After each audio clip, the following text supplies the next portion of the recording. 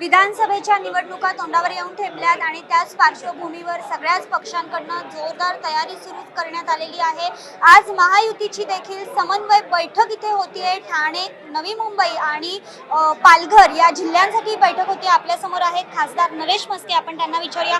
Sir, नेमकी ही जी बैठक आहे ही कशा संदर्भात असणार आहे, काय चर्चा असणार आहे? ठाणे आणि पालघर प्रमुख पदाधिकाऱ्यांची म्हणजे महायुतीच्या शिवसेना, भाजप, राष्ट्रवादी, RPI यांच्या शहर लेवलच्या पदाधिकाऱ्यांची एकत्र बैठक या ठिकाणी आम्ही आयोजित केलेली आहे।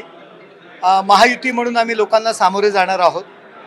दोन्ही जिल्ह्यांमध्ये कशा पद्धतीने प्रयोजन करायचं, प्रचाराचं कसं करायचं, एकत्ररित्या कशा पद्धतीने काम करायचं आणि सरकारी योजना ज्या या युतीच्या सरकारने निर्णय घेतलेले आहेत ते लोकांपर्यंत कसे पोचवायचे या संदर्भात विचारविनिमय करण्याकरता आणि कार्यकर्त्यांना मार्गदर्शन करण्याकरता या मेळाव्याचं आयोजन केलं आहे। सर, आपण जर बघितलं तर यावेळी मनसेने एकला चलोचा नारा दिलेला आहे। आपण ठाण्यामध्ये जर पाहिलं तर ठाणा, पालघर आणि नवी मुंबई तिथे मतदार जे आहेत मनसेचे ते मोठ्या प्रमाणात आहेत, ज्याचा फायदा आपल्याला लोकसभेला खरं तर झालेला पाहायला मिळाला। आता नेमकं गणित कसं असू शकतं, काय ग्राउंड लेवलला वाटतंय? निवडणुकीला खूप अजून वेळ आहे आणि मनसे आमच्या सोबत येईल अशी मला मनापासून खात्री वाटते।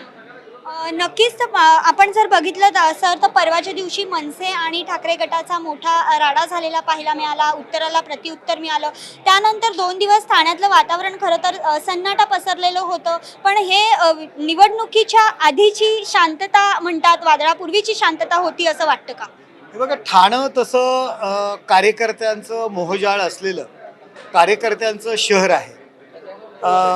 काही गोष्टींना आपण त्याला पाठिंबा देत नाही, परंतु चुकीच्या पद्धतीने लोकांच्या टाळ्या वाजवण्याकरता आणि मीडियात आपलं चेहरा दिसण्याकरता ज्या पद्धतीत महाराष्ट्रामध्ये महाविकास आघाडीचे लोक महायुतीच्या नेत्यांवर टीका करतायत, ज्या पद्धतीची भाषा वापरतायत त्याचं प्रत्युत्तर त्यांना मिळू शकेल, कारण कार्यकर्त्यांना, खालच्या लेवलच्या कार्यकर्त्यांना सांभाळू शकत नाही आम्ही।